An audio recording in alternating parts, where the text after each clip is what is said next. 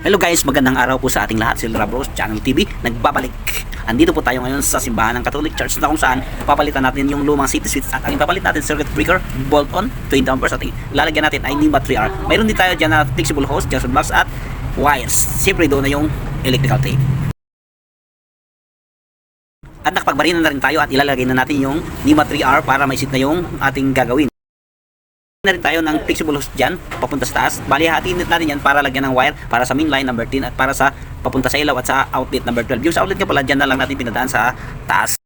At ayusin na lang natin ang pagkakalagay ng flexible hose. Ating gamitan ng clamp, ipako para maganda na siyang tingnan. Ayan, matapos nating ayusin yung pagkakalagay ng flexible hose, ilagay na naman natin yung circuit breaker. Ang paglagay natin ng circuit breaker guys, dapat ayusin natin pa mahigpit yung tornilyo para hindi siya makalas.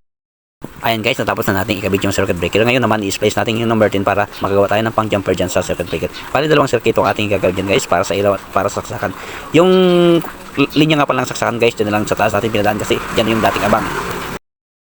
Ayan guys, matapos nating ilagay yung sa main line, dito na naman tayo sa linya ng outlet at saka sa ilaw. Siguraduhin lang natin ang pagkabit natin ng mga wire sa breaker. Higpitan natin mabuti ang mga tornilyo para maiwasan ang loose connection.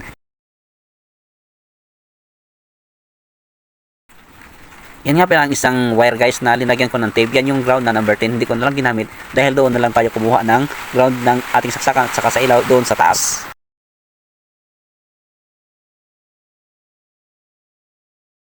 Dito nga pala sa taas guys, medyo nahirapan tayo kasi yung pinakikita ng wire na tabunan ng simento kaya mahirap i-treat.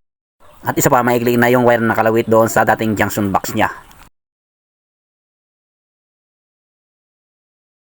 Ayan guys, okay na rin. Nakita ko na rin yung mga connection. Kaya ilalagay na natin sa junction box yung mga dulo-dulo ng wire para i-splice natin doon. Ayan, tinignan natin ulit yung mga wirings kung tama ang pagkaka-splice natin doon. At yan, tama naman ang ating ginawa.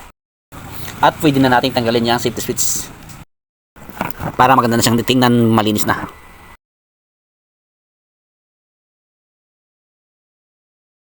Ayan, balikan ulit natin yung sa taas para matingnan ulit. Ay, ayos na guys. Yan, kung nagustuhan nyo aking video, please like, subscribe at huwag na rin kalimutang hit ang notification bell para updated kayo sa aking mga video. Bye bye. God bless.